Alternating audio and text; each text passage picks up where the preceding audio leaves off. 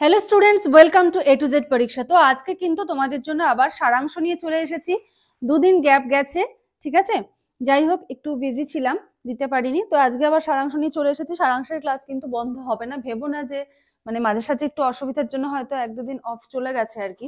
তো তার মানে এই নয় কিন্তু সারাংশ আর দেবো না, এটা নিয়ে টেনশন করতে হবে না।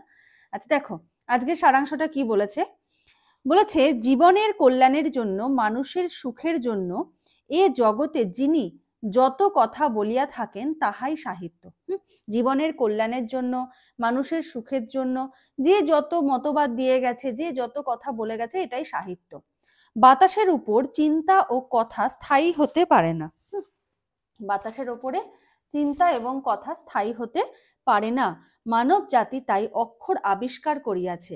মানুষের মূল্যবান কথা, উৎকৃষ্ট চিন্তা ভঙ্গি কোনো যুগে পাথরে, কোনো যুগে গাছের পাতায়, বর্তমান কাগজে লিখিয়া রাখা হইয়া থাকে। যে নিতান্তই হতভাগা সেই সাহিত্যকে অনাদর করিয়া থাকে। দেখো, যুগ যুগ ধরে কিন্তু এই যে লিখে রাখা মানুষের মূল্যবান কথা, মূল্যবান বাণী, কি হচ্ছে না হচ্ছে সমস্ত জিনিস সেই আদিম যুগ থেকে কিন্তু চলে আসছে। কেউ না কেউ কোনো না কোনো ভাবে লিখে রেখে গেছে, সেটা পাথরের গায়ে হোক, গাছের পাতায় হোক, কোথাও না কোথাও। সাহিত্যে মানুষের সকল আকাঙ্ক্ষার মীমাংসা হয়। তোমার আত্মা হইতে যেমন তুমি বিচ্ছিন্ন হইতে পারো না, সাহিত্যকেও তুমি তেমনি অস্বীকার করতে পারো না।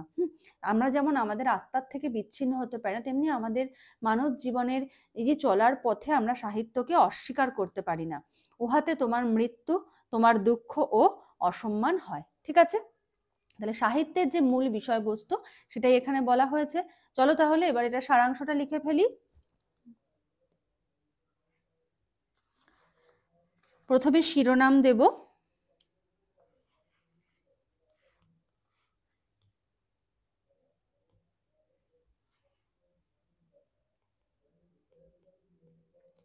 সাহিত্যের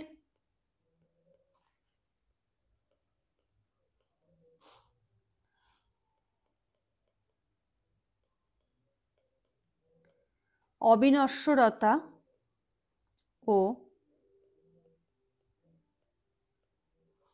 মানবিক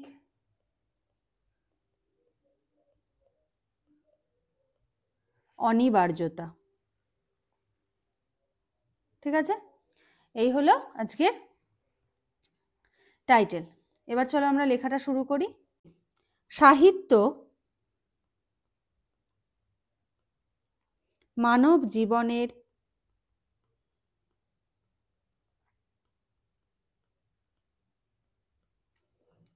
অনিবার্য আশ্রয়, কমা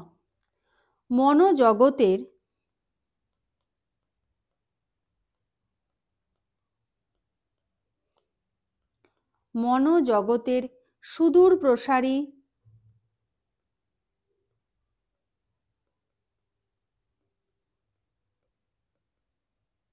সুদূর প্রসারী চিন্তায় অক্ষয় ভান্ডার। ঠিক আছে, তাহলে কি হলো যে সাহিত্য মানব জীবনের অনিবার্য আশ্রয়, মনোজগতের সুদূর প্রসারী চিন্তার অক্ষয় ভান্ডার। ইহা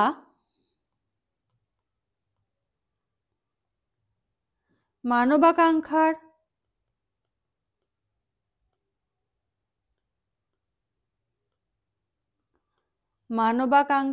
উৎকৃষ্টতম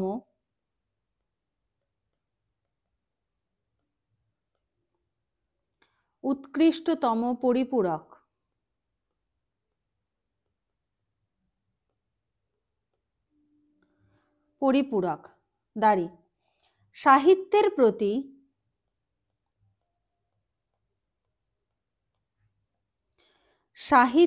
প্রতি অবজ্ঞা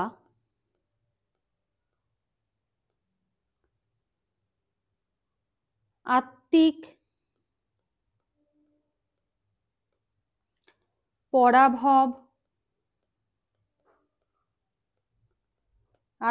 পরাভব কমা যা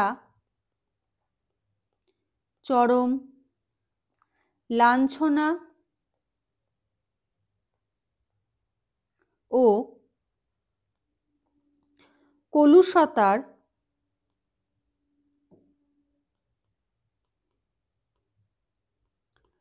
কলুষতার প্রবর্তন করে।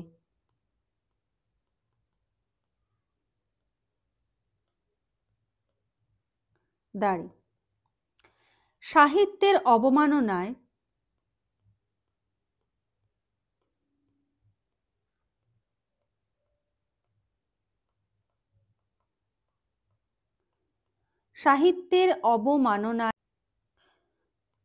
ব্যক্তি সত্তা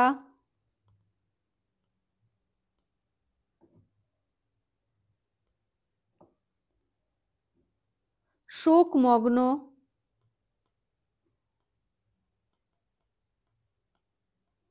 ও অমর্যাদাকর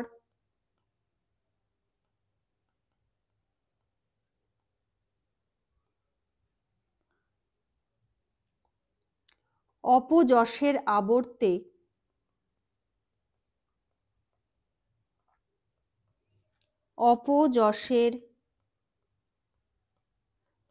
আবর্তে নিপতিত হয়।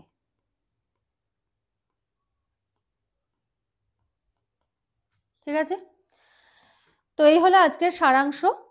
যারা নতুন দেখছো অবশ্যই লাইক করে দিও আর চ্যানেলটাকে সাবস্ক্রাইব করে নিও আরো নতুন নতুন ভিডিওর আপডেটস পাওয়ার জন্য। ঠিক আছে, আচ্ছা এবারে তোমাদের হলো একটা ট্রান্সলেশন দেব HW। ঠিক আছে, চলো। 1 নম্বর,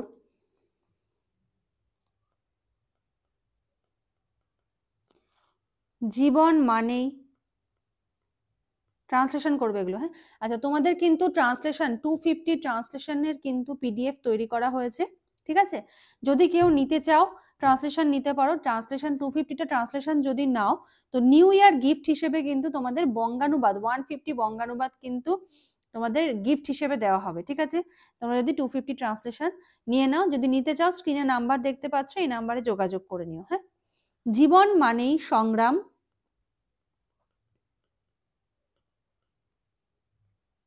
কমা কিন্তু সেই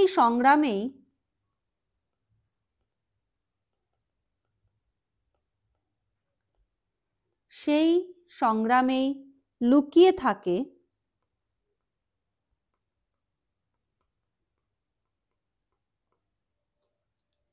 সাফল্যের বীজ।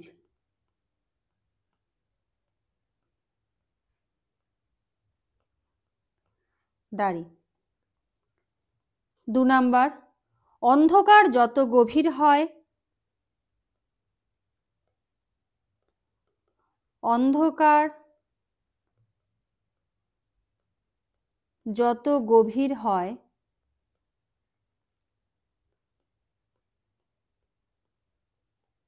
আলো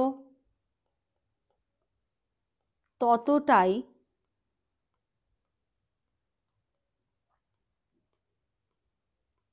উজ্জ্বল হয়। 3 নম্বর, মানুষ তার স্বপ্নের মতো বড় হয়, তাই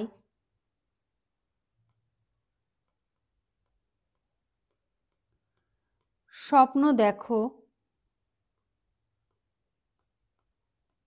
কখনো থামিও না।